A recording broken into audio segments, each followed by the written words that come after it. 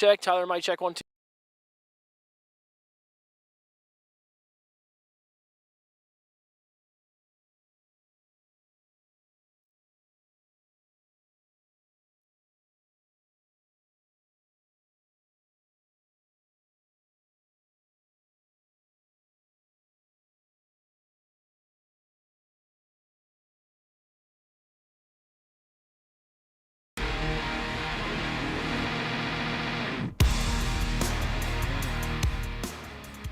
Of game time. As always, I try to define each week by stakes or importance, and this week it's going to be a little different with a few less basin battles, but more of a focus on pivotal games in district play, and that doesn't change for our fans in District 2-6A. Of those teams, we'll have you covered from the Crosstown Showdown to the Panthers in San Angelo. For some of the other schools, you'll have scoreboards throughout of all your favorites, and we'll also be dialing into some of the games that can shake things up. All right, let's start for the Midland Classic crosstown rivalry between Midland Legacy and Midland High. These two teams obviously share a lot in common, like the same town, district, and stadium. And this year's class will be solidified, or so will either solidify or bump teams in the league standings. This is our game of the week, which means we have one of our fearless reporters out in Astound Broadband Stadium. It's Jason Freund there to break down what happened in this big district matchup. Well, this game had the promise of a big game, and it did not disappoint. However, in the first half, it was not the offense that took on the field. It was the defense that ruled the game. Only 2 touchdowns scored throughout the first half, both of them by running back Zeke Luna. Midland High only getting their first points on a field goal as time expired in the second half. However, there were some good highlights in the first half. Let's take a look at those right now. Crosstown rivalry match between Midland Legacy and Midland High. Legacy wants to stay in contention for first place, while Midland High looking to just stay alive in the playoff chase. Points would be hard to come by, but Zeke Luna gets a quick 6-yard touchdown to give Legacy an early 6-0 lead. More impressive running by Luna, shaking off some defenders and jukes his way to a first down. Legacy would be forced to punt on this drive, however. Midland High defense holding steady, but Luna is the wrecking ball who breaks through the defense and turns on the Jets for a 25-yard trip to the end zone, throwing up 2 fingers after his second touchdown of the half. Legacy led this one 13-3 at the end of the first half. Well, Zeke Luna would end today's game with 3 touchdowns in total. However, this game got really out of hand in the second half. Midland Legacy just went off and scored a lot of points. We ended this one with a score of 48-3, as now Midland Legacy is 3-1 in division, looking to go back to the division playoffs. Midland High, on the other hand, will end this one at 1-3 in division, looking to stay alive in the playoff chase. Going to be a little tough for them, obviously. However, we still have more football going. Tyler Dupnick is out at Ratliff Stadium right now. Well, before we get over to Tyler, this game obviously was a blowout for Legacy, as we kind of predicted if you've been listening throughout the week. This is usually how those games go. But there's also playoff implications over at Ratliff. OHS trying to play spoiler to a friendship group that is one of 4 teams that were knotted at the top of league play at the start of this night. All right, earlier this evening, Tyler broke down in our 6 p.m. what this game could mean, and to see how those predictions were going, this one, it's Friendship and OHS. Friendship has been on a tear as of late. They've been scoring a lot of points. That's one thing that OHS is doing, giving up a lot of points in these district games, has been really struggling to keep these things close. So it's going to be interesting to see what ended up shaking out. Again, right now, all OHS can really do is play spoiler at this point because they're already in a very deep hole. Let's go right over to Tyler to see how this one ended.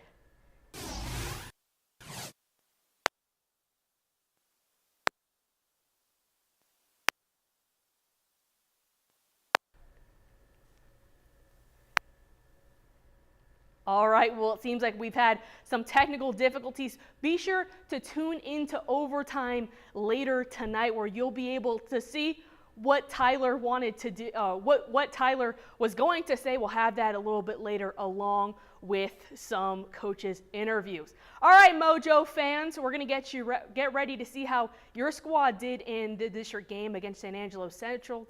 And of course, as always, we've got you covered.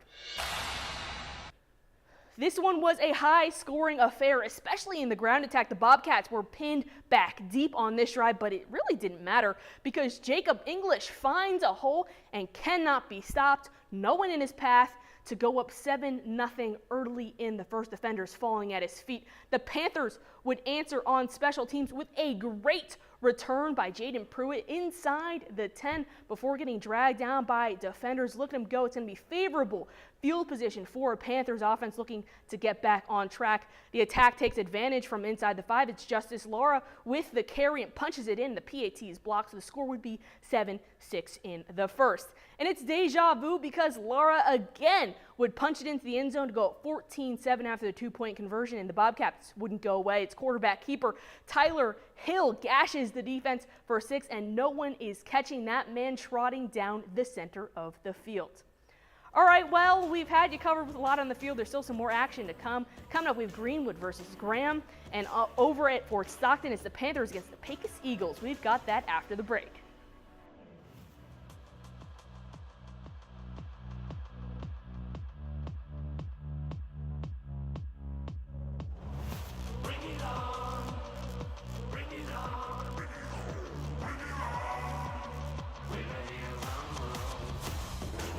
Panthers and you're watching Gametime on News West Side. Let's go. Let's go, dude.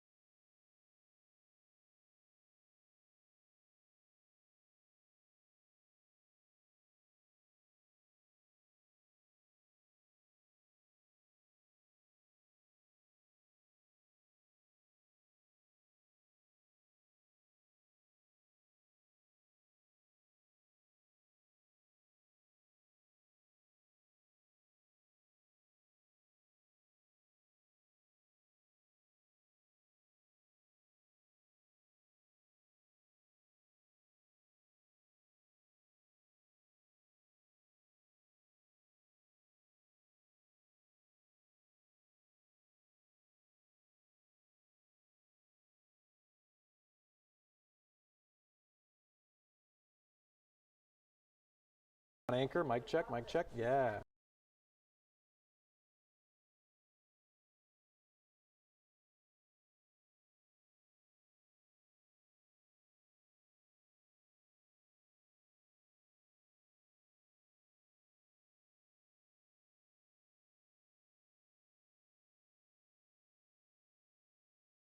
All right, welcome back to Game Time, and look who decided to join us. It's Aaron, not in the 2-box, not a surprise. He's going to be our tour guide through the rest of tonight's difference-making district play. So I'm going to hand it off to you, Aaron. Go ahead. That's right. Thank you very much, Jenna.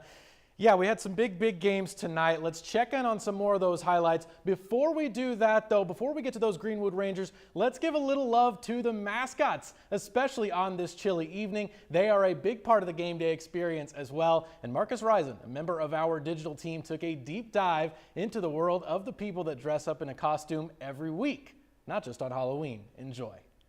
Monday's Halloween, the day where you can dress up as anything you want. A clown, an alien, maybe even a ranger. If you're lucky, you get to dress up like your favorite character every day, like Rowdy and Roxy, the mascots of the Greenwood Rangers. Well, the mascots add all kinds of antics. They have fun. The kids love them. They've learned so much throughout the last year on how to make themselves smaller to kids, and they just laugh, they play, they get the crowd going whenever they're acting crazy, and they help the girls out too. They make them laugh whenever we're having a rough time, so they add a lot. They bring a lot to the table. With their cowboy boots and cowboy hats, Rowdy and Roxy get to have all the fun they want during football games, from hanging out with the cheerleaders to entertaining the crowd. One of the best parts of the gig is the anonymity. Anyone at the school who's not in the crowd or on the football field could be under those masks. Rowdy is a senior ranger, and they will be missed. Our senior is a lot of fun. She brings a lot. She's very animated, and she loves it. She made All-American to finish out her senior year, so we're super proud of her, and I'm going to wish her the very best. To be a mascot, you have to be talented. These two were chosen from a pool of students, and only the best get to don the bandanas and the cowboy boots. To be a mascot, theatrical, not scared, ask for forgiveness later. Sometimes they'll do things they're probably not supposed to, but it makes people laugh, and that's what their job is. So if you think you have what it takes to be one of the masked rangers, you might have to try out in the future. It could be fun being the mysteries of school. Just ask Rowdy and Roxy, although you might not get a response.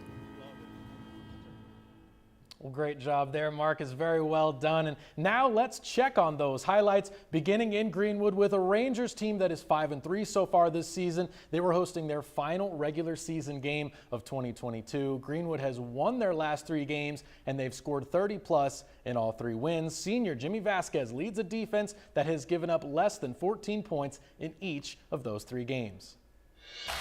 Their opponent, the Graham Steers, they were playing their final game of the season with a 5-4 record coming in, and they dominated time of possession early, and they moved the ball down the field in very methodical fashion. That ended with this jump ball to the front pylon that the receiver is able to come down with and stretch that ball over the goal line to give Graham the lead. 2 plays later, the Steers get an interception off of a deep throw intended for Rance Purser that puts them back in business on the plus side of the field in Rangers territory. But a big play to prevent a score. You're going to see an interception by Sean Kelly of Greenwood in the end zone, picking off the pass, keeping the score at 7-0 after 1 quarter. This one was a defensive struggle throughout, but Graham won in the end, 21-14. And let's move out to Fort Stockton, where the 7-1 Panthers hosted the 4-4 PECOS Eagles. The Eagles have won 2 straight after a losing streak, but they run into the wall that is that Panther defense. Get this, the Panthers still haven't allowed 100 total points this year, and they sit at 97 overall. They are 3-1 in district, and let's see if they could defend the home field tonight. It was a district game down in Fort Stockton, and the Panthers would get out to an early lead as it's number 5, Corbin Luna on the carry. The big lead block lets him rumble in to put 6 on the board. And hey, remember that defense I told you about? Well, now it is their turn to eat. Throw downfield, the receiver bobbles it. Isaiah Velasquez takes advantage of the mistake to put the Panthers in some solid field position, and that's going to put Fort Stockton back on offense, and they wouldn't skip a beat. QB Marco Garcia flips it out to Pedro Gonzalez, who outruns several Eagles for another touchdown. And Panthers offense, they weren't done. They wanted one more score to drive things home in the first half. Garcia fakes the handoff and keeps it himself, fighting hard to get to the pylon. And after some discussion, they would call this one a touchdown. PECOS fought hard to get closer in the second half, but the Panthers held off the Eagles, winning by a score of 32-21. And coming up after the break, we check in on the Big Spring Steers and recap their game last night in Estacado. Stay tuned for that next.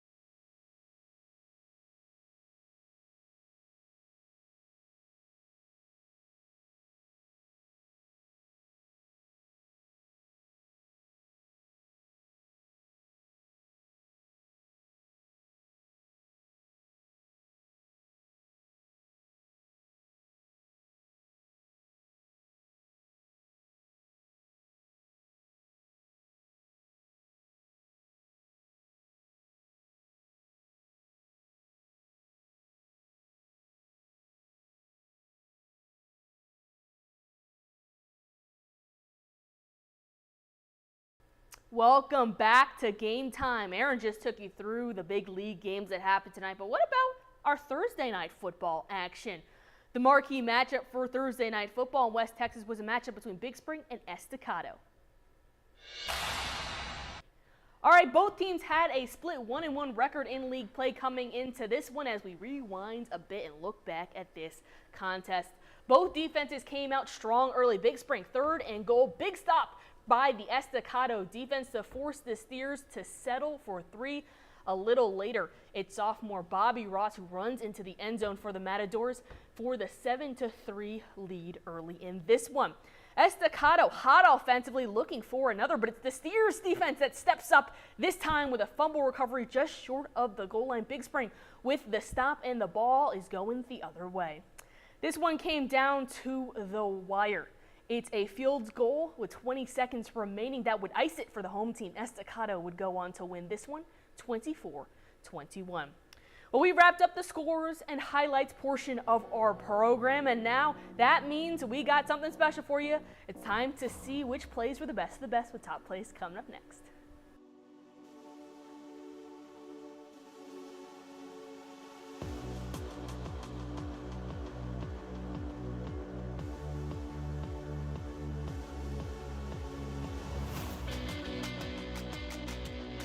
We're the Andrews Mustangs, and you're watching Game Time on Newswest 9. Oh, that was sweet.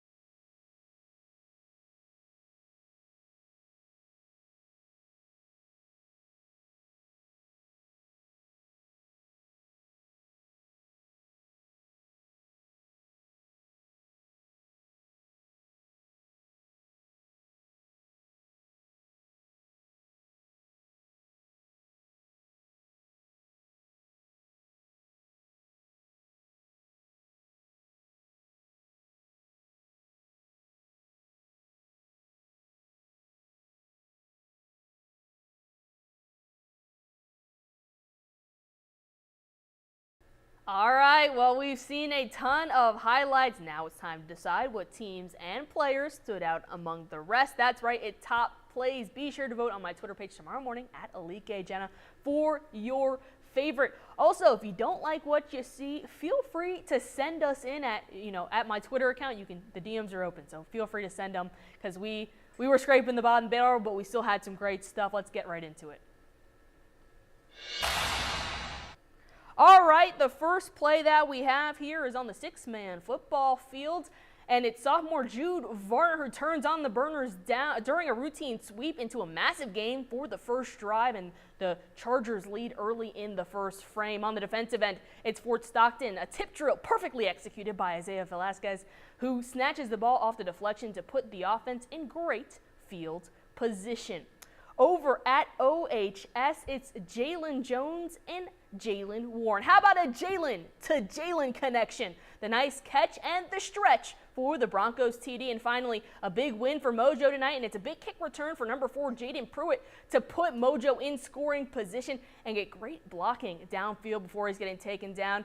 Well, that wraps up what we have today for Game Time Week 10. As always, we have extended coverage over on our app and website. For overtime, wanting to know what Tyler was saying, you'll see it there. We're ready to rumble.